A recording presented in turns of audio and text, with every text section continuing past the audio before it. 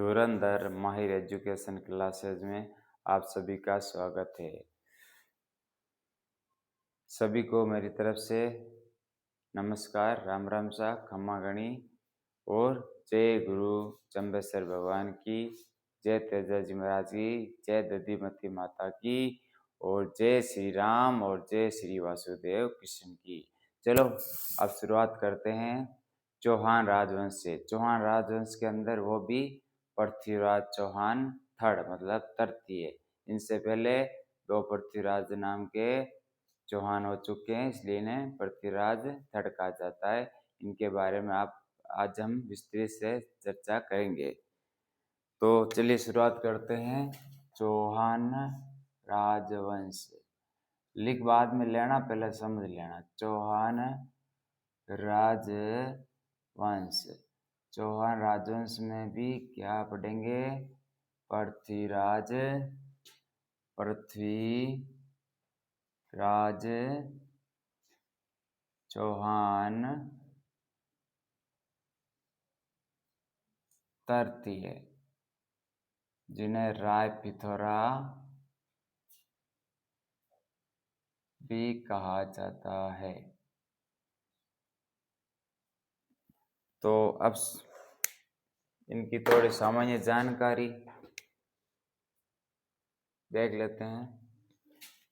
इनका जन्म हुआ था 1166 ईस्वी।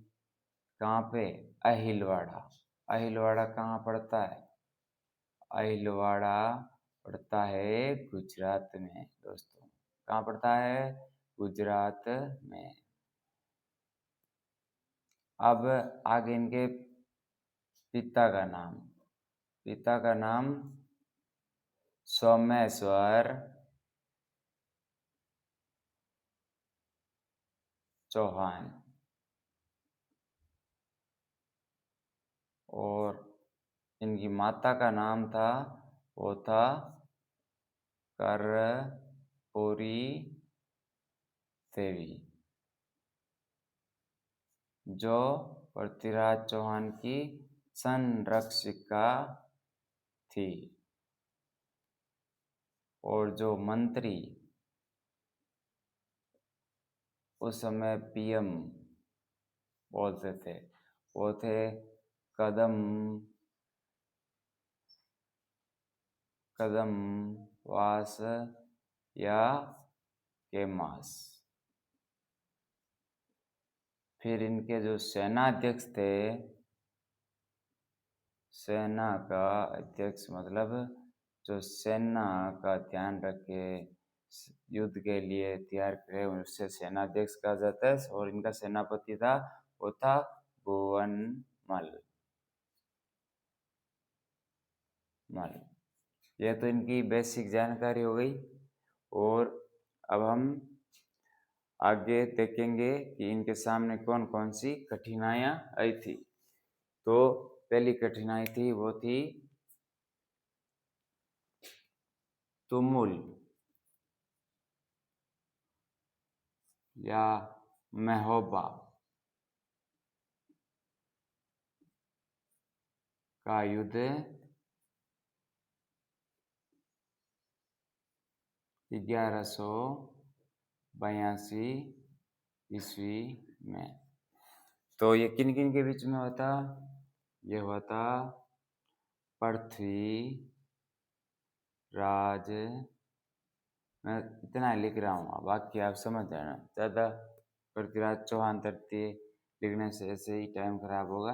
तो पृथ्वीराज ये केवल आप समझ लेना। पृथ्वीराज चौहान वीएस जो महोबा का चंदेल शासक था, उसका नाम था परमैत्रीदेव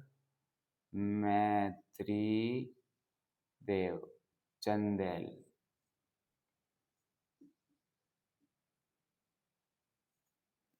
इस युद्ध में पृथ्वीराज चौहान की विजय होती है और परमैत्रीदेव की हार होती है।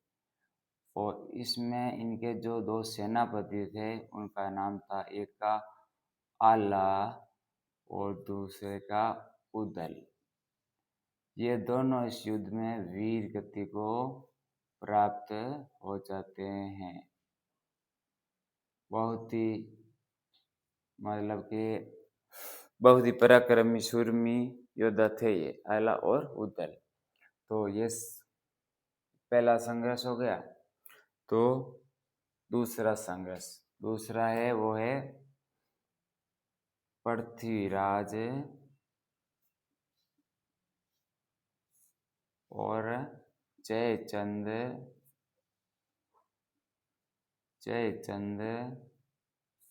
गहड़वाल।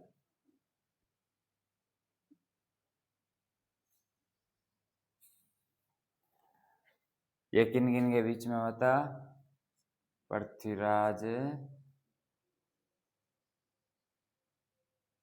vs जयचंद गहड़वाल के बीच में।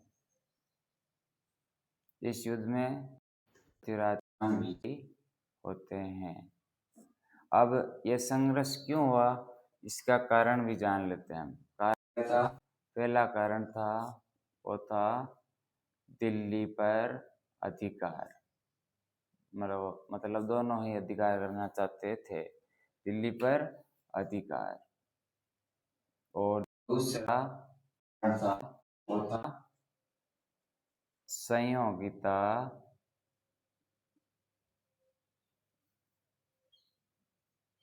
का हरण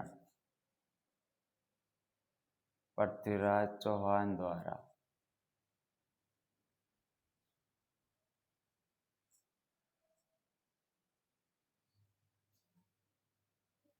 मतलब कि आपको मैं सीधे बता दूं कि जो ये कारण थे वो दो कारण बता रहे हैं, दिल्ली पे अधिकार और संयोगिता से विवाह। क्योंकि संयोगिता का जब स्वयंवर चल रहा था तभी पृथ्वीराज स्वयंवर में आके संयोगिता को उठाकर ले जाते हैं और गांधर्व विवाह कर लेते हैं। ये दो कारण थे इनके। ठीक है, अब